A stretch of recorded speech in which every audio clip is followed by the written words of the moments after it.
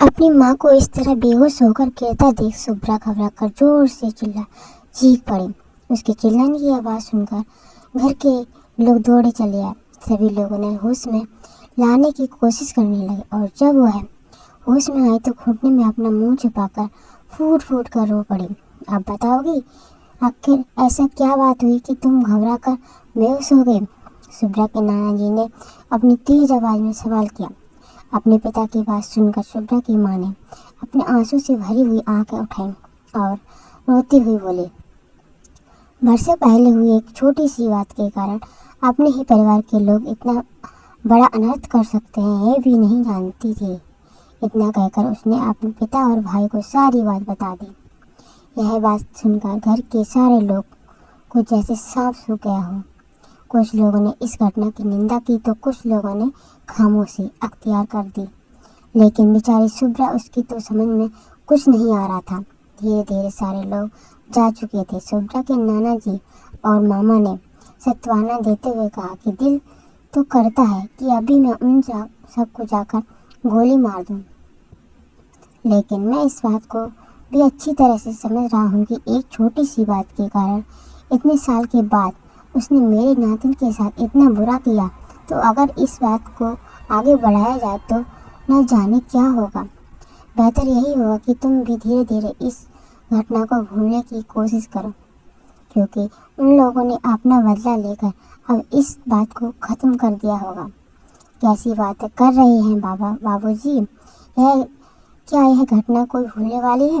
मेरी बच्ची का क्या होगा? और अगर इस बात की खबर मेरे पति को लग गई हो तो मेरे साथ ससुराल वाले क्या करेंगे? इस बात को मैं भी नहीं बता सकती। उन सब के साथ साथ आप सबका भी बहुत बुरा हश्र हो जाएगा। शुभ्रा की माँ ने रोते हुए कहा, इसलिए तो कह रहा हूँ बेटी कि आज जरा दिमाग से काम लो। जो हो गया वैसे हम बदल तो नहीं सकते, लेकिन आगे होने वाली महाभारत को तो रोक सकते हैं।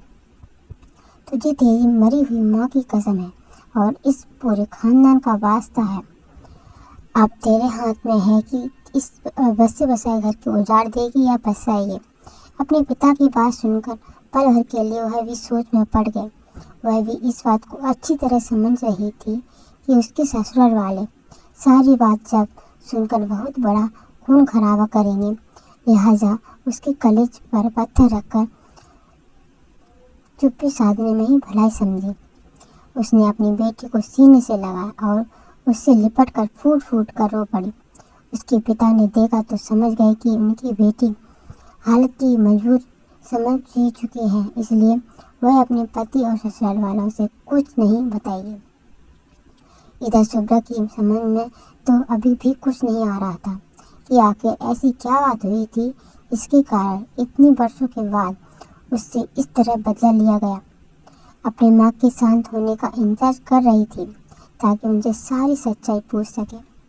2-4 घंटे के बाद जब शुभ्रा ने देखा कि उसकी माँ थोड़ी शांत हुई है तो उसने अपने माँ से पूछा, क्या आप मुझे सारी सच्चाई बताएंगी कि आखिर ऐसी क्या बात हुई थी जिसके बदले की आग में मेरी जिंदगी बर्बाद हो गई?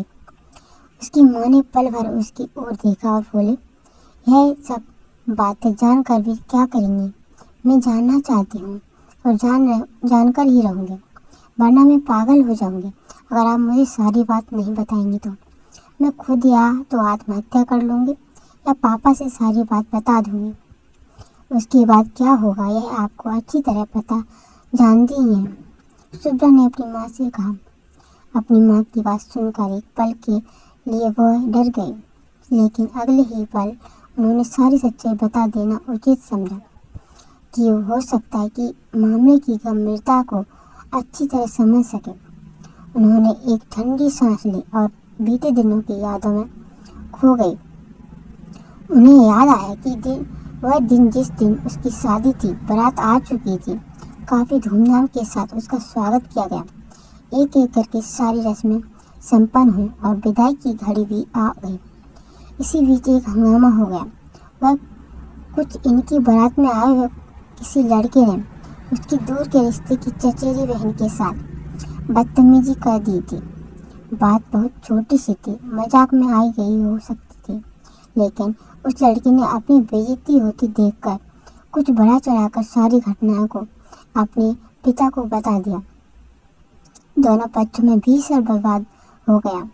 हालांकि उस लड़के ने माफी मांग लिया और कहा कि मैंने ऐसी कोई भी हरकत नहीं की है जिससे किसी को शर्मिंदा होना पड़े, लेकिन उस लड़की के झूठे बयान से एक बहुत बड़ी महाभारत हो गई। लड़के वाले जाने इस बात को नाराज है कि उन लोगों को बेवजह अपमान हुआ है।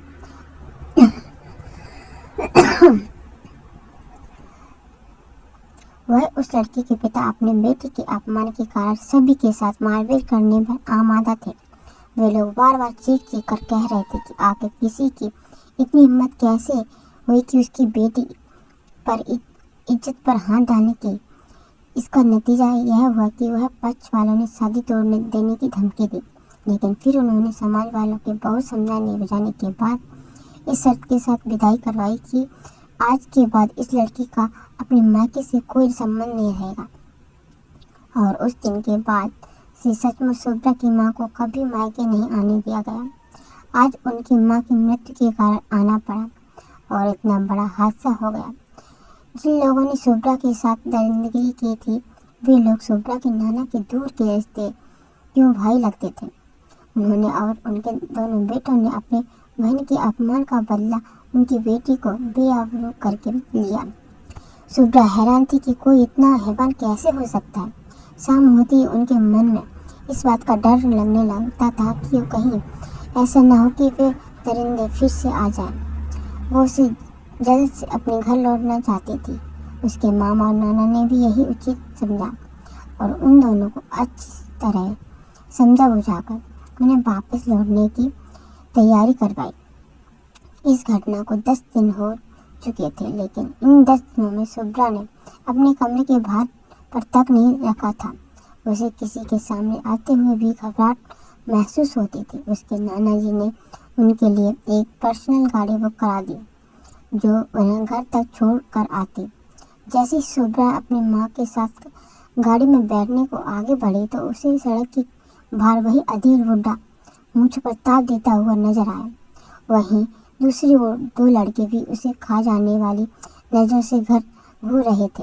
यह देखकर उसके हाथ पांव फूल गए और उसके होश और हवास गुम हो गए। उसका सर चकराया और वो वहीं बेहोश होकर गिर गई। इस स्टोरी का आगे का भाग हम डालेंगे पार्ट 4 में। और ये स्टोरी आपको कैसी लगी कमेंट करके बताइए। अगर अच्छी लगी तो सब्सक्राइब कीजिए। Thank you so much for watching and bye bye.